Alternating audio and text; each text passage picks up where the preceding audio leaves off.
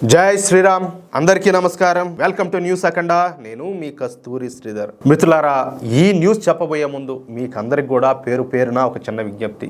మన న్యూస్ అఖండ ఛానల్ నిర్వహణకు, అదేవిధంగా మన ఛానల్ను మరింత బలోపేతం చేసుకోవడానికి ప్రతి ఒక్కరూ కూడా నెలలో ఒకసారి మీ శక్తి మేరకు, అది ఎంత చిన్న మొత్తమైనా సరే, మన ఛానల్కు ఆర్థిక సహకారాన్ని అందించాలని చెప్పేసి ప్రతి ఒక్కరిని కూడా కోరుకుంటున్నా. స్క్రీన్ మీద వచ్చేసి మన ఛానల్కి సంబంధించినటువంటి ఆ క్యూఆర్ కోడ్ స్కానర్ ఉంటుంది. అలాగే దాని కింద వచ్చేసి నెంబర్ ఉంటుంది. ఆ నెంబర్కు మీరు గూగుల్ పే కానీ, పేటిఎం కానీ, లేకపోతే ఫోన్పే కానీ చేయొచ్చు. ఒకవేళ మీకు డబ్బులు పంపించడంలో ఏవైనా ఇబ్బందులు తలెత్తితే అదే నెంబర్కు వాట్సాప్ ఉంటుంది.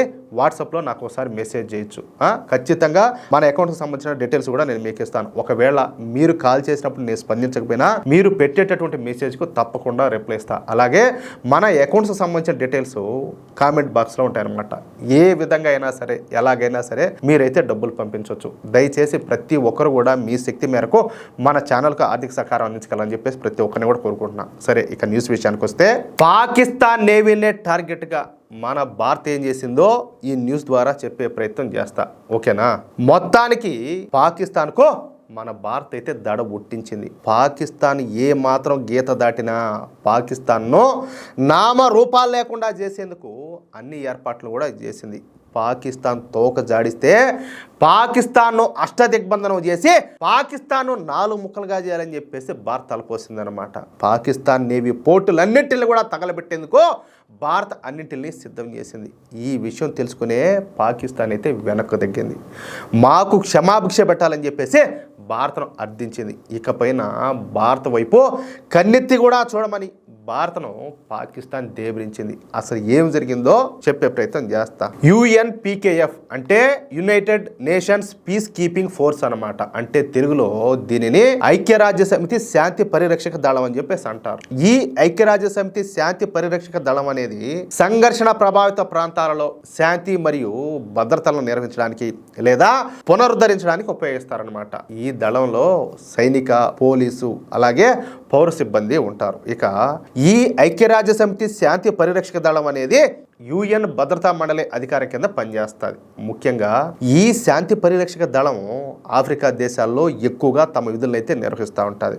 ఈ ఐక్యరాజ్య సమితి శాంతి పరిరక్షక దళంలో మన భారతదేశం కూడా ఒక సభ్య దేశం అన్నమాట. ఇక ప్రస్తుతం ఈ ఐక్యరాజ్య సమితి శాంతి పరిరక్షక దళంలో 32 దేశాలు పనిచేస్తున్నాయి. అవి వరుసగా Bhutan, Burundi, Ethiopia, Fiji, France, Ghana, Kazakhstan, Kyrgyzstan, Mongolia, Poland, Sri Lanka, Tanzania, Uganda, Uruguay, Vietnam, Algeria, Armenia, Bangladesh, Brazil, Cambodia, Italy, Nepal, Kenya, Rwanda, Senegal, Australia, Egypt, Malaysia, Morocco, Nigeria, Thailand, Madagascar ఉన్నాయన్నమాట. అర్థమవుతుందా? అయితే ఈసారి ఈ ఐక్యరాజ్య సమితి శాంతి పరిరక్షక దళం ముఖ్య సమావేశం మన దేశ రాజధాని అయినటువంటి ఢిల్లీలో జరిగింది. ఎక్కడ? ఢిల్లీలో.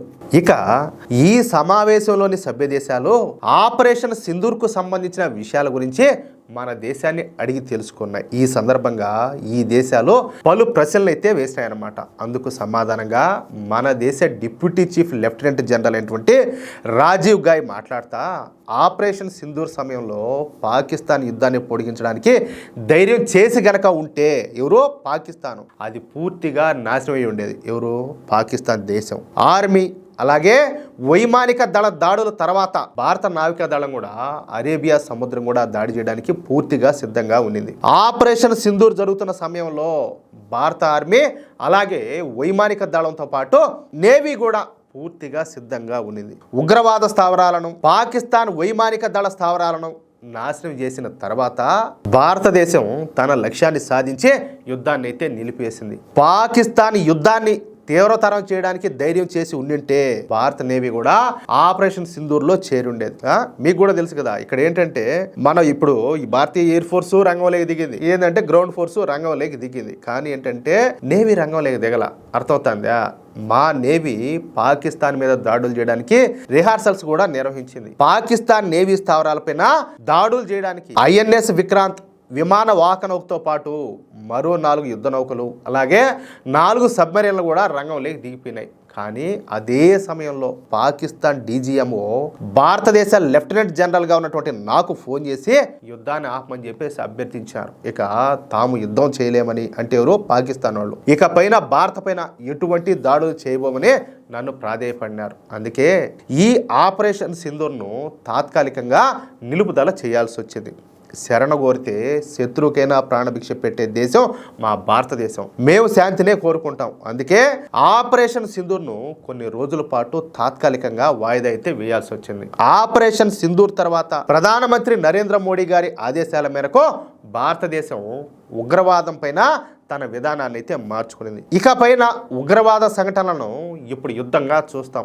భారతదేశం అణ్వాయుధ బ్లాక్ మెయిల్కి అయితే లొంగిపోదు. అర్థమవుతుందా? అంటే నేను ఉద్దేశం ఏంటంటే ఇంకొకసారి గనక మా పైన ఈ ఉగ్రవాద దాడులు జరిగితే ఖచ్చితంగా అది మా దేశం పైన జరిగినటువంటి దాడిగా కాకుండా అది యుద్ధంగానే చూస్తామని చెప్పినారు. అంటే ఆ అవతలలో ఎవరైతే ఉన్నారో శత్రువులు వాళ్ళకు దుమ్ము లేపుతామని. ఇంకా ఉగ్రవాదానికి పాల్పడే వారికి దానిని సమర్థించే వారికి మధ్య ఎటువంటి తేడా ఉండదని చెప్పేసి మన లెఫ్టినెంట్ జనరల్ అయినటువంటి రాజీవ్ గాయ్ గారు తెలియజేస్తారనమాట. అంతేకాకుండా ఈ ఆపరేషన్ సింధూర్ సమయంలో పాకిస్తాన్ వైమానిక దళ యుద్ధ విమానాలు, అదేవిధంగా నిఘా విమానాలు, రవాణా విమానాలకు జరిగినటువంటి నష్టాన్ని కూడా ఆయన వివరించారు. పాకిస్తాన్కు ఎటువంటి నష్టం జరగకుండా, అంటే పౌరుల ప్రాణ నష్టం జరగకుండా ప్రత్యేక శ్రద్ధ తీసుకున్నామని చెప్పేసి ఆయన స్పష్టం చేశారనమాట. అంటే సామాన్యుల్ని ఎవరిని కూడా మేము ఇబ్బంది పెట్టలేదు, సామాన్యులకు ఎక్కడా కూడా ఎటువంటి ఇబ్బంది కూడా జరగలేదు అని అర్థం అనమాట.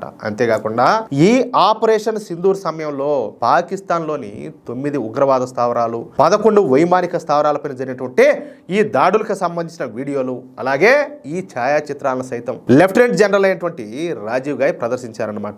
ఈ ఐక్యరాజ్య సమితి శాంతి పరిరక్షక దళానికి పాకిస్తాన్ భాగవతాన్ని మొత్తం వివరించారు. మొత్తానికి మరోసారి ప్రపంచ దేశాల ముందు పాకిస్తాన్ పరువును అరేబియా సముద్రంలో కలిపేశారు. అర్థమవుతుందా? ఎందుకంటే వాళ్ళు పాకిస్తాన్ వాళ్ళు సిగ్గన్నా లేకుండా మన కాళ్ళు పట్టుకొని బ్రతిమలాడి మన గడ్డం పట్టుకొని కాళ్ళు పట్టుకొని ఇంకేదో పట్టుకొని ఎట్టం కట్ట సరే నాయన కుయ్యో మొరో మేము దొబ్బలేకుండా మా వల్ల కాలేదు, సరే మీరు మా మీద దాడి చేస్తే మేము తట్టుకోలేకుండా అని చెప్పేసి ఆ రోజు ఏదో భంగపడినారు కాంప్రమైజ్ అవ్వడానికి.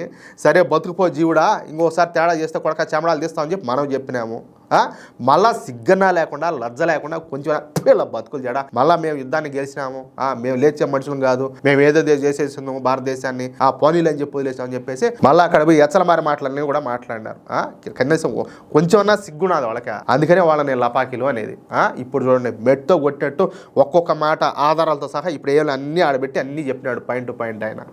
ఇప్పుడు తలకాయలు ఆడబెట్టుకుంటారో కింద పెట్టుకోవాలి ఇంకా ఆడ. మిత్రులారా, ఈ న్యూస్ కనుక మీకు నచ్చినట్లయితే ఖచ్చితంగా ఈ న్యూస్ నలుగురికి షేర్ చేయండి. అలాగే ప్రతి ఒక్కరు కూడా మీ యొక్క అమూల్యమైనటువంటి అభిప్రాయాలను కామెంట్ రూపంలో తెలియజేయండి. ఇంకో విషయం ఏంటంటే, ఇంతవరకు మీరు కనుక మన ఛానల్ను సబ్స్క్రైబ్ చేసుకున్నట్లయితే ప్రతి ఒక్కరు కూడా మన ఛానల్ను సబ్స్క్రైబ్ చేసుకోండి, సపోర్ట్ చేయండి ప్లీజ్. జై శ్రీరామ్, జై హింద్.